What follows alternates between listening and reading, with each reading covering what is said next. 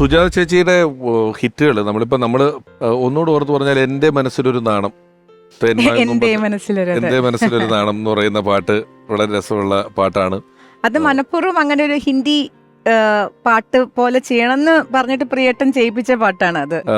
നാടോടി പൂന്തിങ്കൾ മുടിയിൽ ചൂടി എന്ന് പറയുന്ന ഒരു ഡ്യുവറ്റ് സോങ് ഉണ്ട്.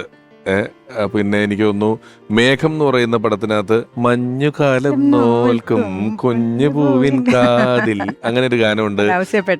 മണിപുറ്റത്താവണിപ്പന്തൽ ഡ്രീംസ് എന്ന് പറയുന്ന പാട്ട്. എന്റെ എല്ലാം അല്ലേ നിങ്ങളുടെ മീശമാധവല്ലേ നമ്മൾ വീണ്ടും എത്തുമ്പം ഉള്ള പാട്ടുകള്.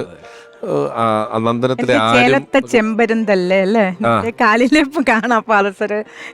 ക്യൂട്ടാ. പിന്നെ സുജാത ചേച്ചിയുടെ വീണ്ടും പറയുമ്പോ എനിക്ക് എന്റെ വീട് അപ്പൂന്റെ എന്ന് പറയുന്ന വാവാവോ ആവേ വന്നു സമ്മാനം, ചിലമ്പലിക്കാറ്റ് ചീറ്റി അടിച്ചാറ്റ്, ആലിലെ കാവലി, എത്രയോ പാട്ടുകളാണ് ഇവര് ഓരോ കോമഡി. നമ്മളിപ്പോ ജയന്റെ ദൂരദർശൻ കാലം തൊട്ട് പറഞ്ഞാല് എത്രയോ പാട്ടുകളെ കുറിച്ച് നമ്മൾ പറഞ്ഞെങ്കിലും നമ്മളിങ്ങനെ വർത്തമാനത്തിനിടയിൽ ചേച്ചി പറഞ്ഞു ഇങ്ങനെ ഒരു അവാർഡ് നൈറ്റിൽ വെച്ചിട്ട് ഗിരീഷ് പുത്തഞ്ചേരി സാർ വന്നിട്ട് പറഞ്ഞു എന്റെ ആ പാട്ട് നീ നന്നായിട്ട് പാടി എന്ന് പറഞ്ഞു.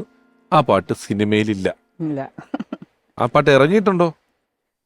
പാട്ടായിട്ട് ഇറങ്ങിയിട്ടുണ്ട്, പക്ഷെ സിനിമയിൽ വിഷ്വലായിട്ട് വന്നിട്ടില്ല. സിനിമയിൽ പൂർണ്ണമായിട്ട് വന്നിട്ടില്ല. പാതിയോളം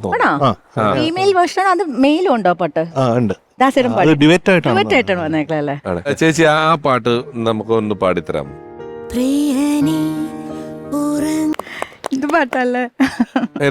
ഈ പാട്ടിന് ഒരു ഉപയോഗം എവിടെയാണെന്ന് ചോദിച്ചാൽ ഇതിന് നമ്മൾ കലയെന്നുള്ളത് മാറ്റി നിർത്തിയിട്ട് എനിക്ക് ചിലപ്പോൾ തോന്നിയിട്ടുള്ള ഉപയോഗം എന്ന് പറയുന്നത് ചില ആളുകളുടെ സ്നേഹമോ അല്ലെങ്കിൽ അവരോടുള്ള അവരുടെ ഒരു വിയോഗമോ ഒക്കെ നമുക്ക് നമ്മുടെ കയ്യിലുള്ള വാക്ക് വെച്ച് എക്സ്പ്രസ് ചെയ്താൽ ഒരു മതിയാവായ്മ വരും. കറക്റ്റ് അളവിൽ കിട്ടില്ല.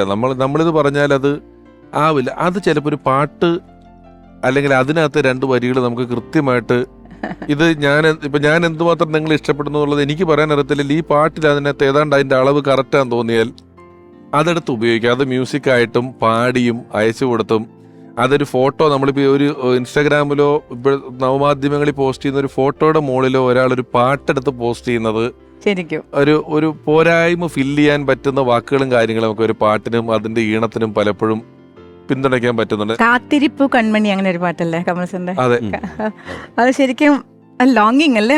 എനിക്ക് ഭയങ്കര ഇഷ്ടമുള്ള പാട്ടാണ് കാത്തിരിപ്പു കൺമണി എന്നുള്ളത്. കൃഷ്ണകുടിയിലൊരു പ്രണയകാലത്ത് എന്ന് പറയുന്ന സിനിമയില് അല്ല അതിന്റെ ടൈറ്റിൽ പോലും ഒരു വളരെ പോയറ്റിക് ആണ്. കാത്തിരിപ്പു കൺമണി കാത്തിരിപ്പു കൺമണി ഉറങ്ങാത്ത മനമോടെ നിറമാർന്ന നിനവോടെ മോഹാർദ്രമീ മൺതോണിയിൽ കാത്തിരിപ്പൂ കൺമണി കാത്തിരിപ്പൂ കൺമണി.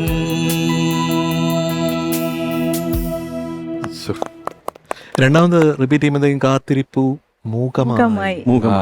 ശരി, ആ മൂകമായി എന്ന് വരുമ്പോഴത്തേക്കും ശരിക്കും ഫീമെയിൽ പാടുമ്പോ നമ്മളിങ്ങനെ എവിടെയോ ഇങ്ങനെ ഉയർന്നു പോകുന്നതിലുള്ളത്.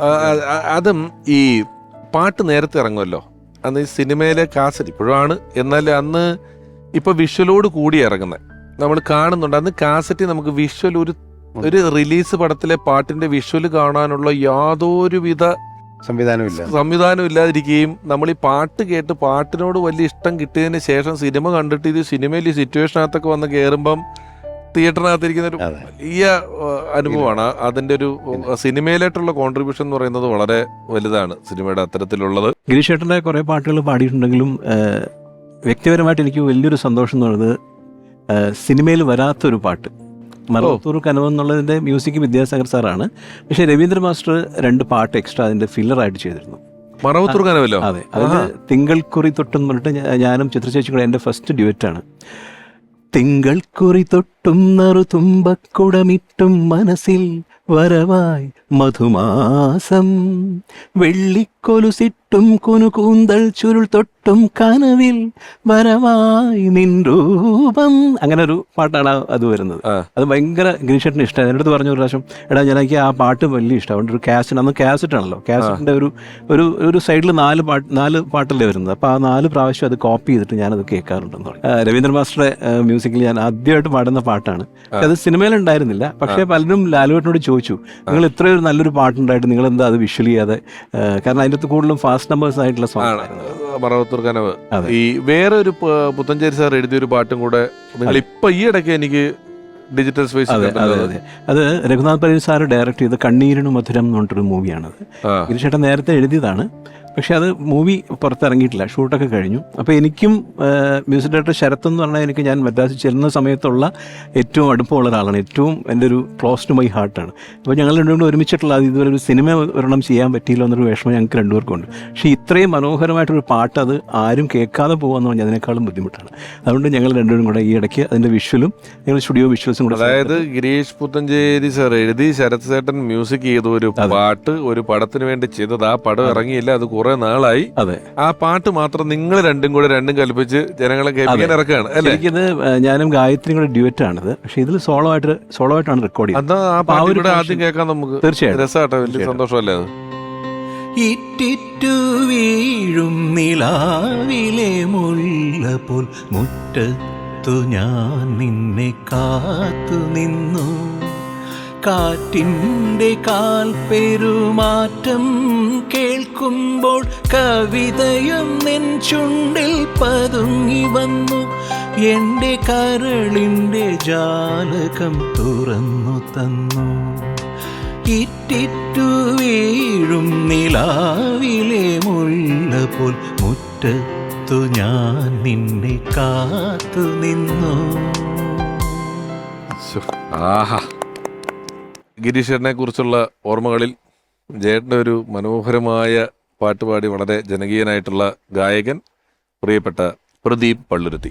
എൻ്റെ രണ്ടാമത്തെ സിനിമ രാജമാണിക്യം എന്ന സിനിമ പാടുന്ന സമയത്ത് അതിൻ്റെ കമ്പോസിങ് ടൈമിൽ തന്നെ എനിക്ക് ഗിരീഷേട്ടനുമായിട്ട് ഒരുമിച്ച് ഇരിക്കാനും അദ്ദേഹത്തിൻ്റെ എഴുത്തിൻ്റെ ശീലങ്ങൾ മനസ്സിലാക്കാനും സാധിച്ചിട്ടുണ്ട്.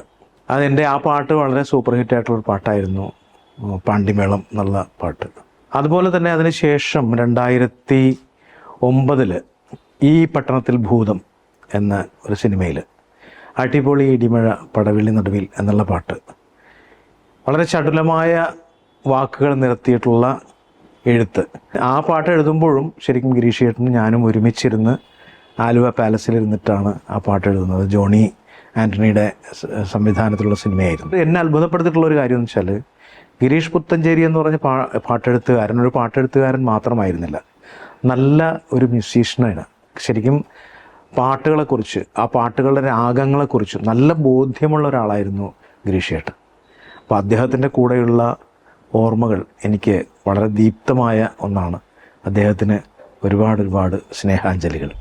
ഒരു കലാകാരനെ അയാളുടെ കലാസൃഷ്ടികളിലൂടെ ഞങ്ങളൊക്കെ ഉൾപ്പെടുന്ന എല്ലാ പ്രേക്ഷക സമൂഹവും കാണുന്നു, ഇഷ്ടപ്പെടുന്നു. പക്ഷെ നമ്മൾ കണ്ടിഷ്ടപ്പെട്ട പല കലാസൃഷ്ടികളും അതിൻ്റെ അണിയറ കഥകൾ, അതെങ്ങനെയാണ് വന്നത്, അല്ലെങ്കിൽ ആ കലാകാരനിലെ വ്യക്തി എങ്ങനെയായിരുന്നു തുടങ്ങിയ ഒരുപാട് കാര്യങ്ങൾ മനസ്സിലാക്കാൻ ഇത്തരത്തിൽ നമ്മൾ അവരെക്കുറിച്ച് സംസാരിക്കുമ്പോൾ, അവരുടെ ഓർമ്മകളിലൂടെ യാത്ര ചെയ്യുമ്പോൾ സാധിക്കുന്നു. ഗിരീഷ് പുത്തഞ്ചേരി എന്ന അതുല്യനായ എഴുത്തുകാരനെ കുറിച്ച് കമൽ സാർ പറഞ്ഞു, പല പേനകൾ അദ്ദേഹത്തിന് എഴുതാൻ വേണ്ടി ഉണ്ടായിരുന്നു. അത് ശോകഗാനത്തിനൊന്ന്, ഭക്തിഗാനത്തിനൊന്ന്, അടിപൊളി പാട്ടിനൊന്ന് എന്നൊക്കെ പറഞ്ഞ് സൂക്ഷിച്ചിരുന്നു. എന്ന് പറഞ്ഞതുപോലെ വളരെ വെഴ്സറ്റൈലായിട്ടുള്ള പലതരത്തിലുള്ള സംഗീത സംവിധായകരോടൊപ്പം പലതരത്തിലുള്ള ഗായകരോടൊപ്പം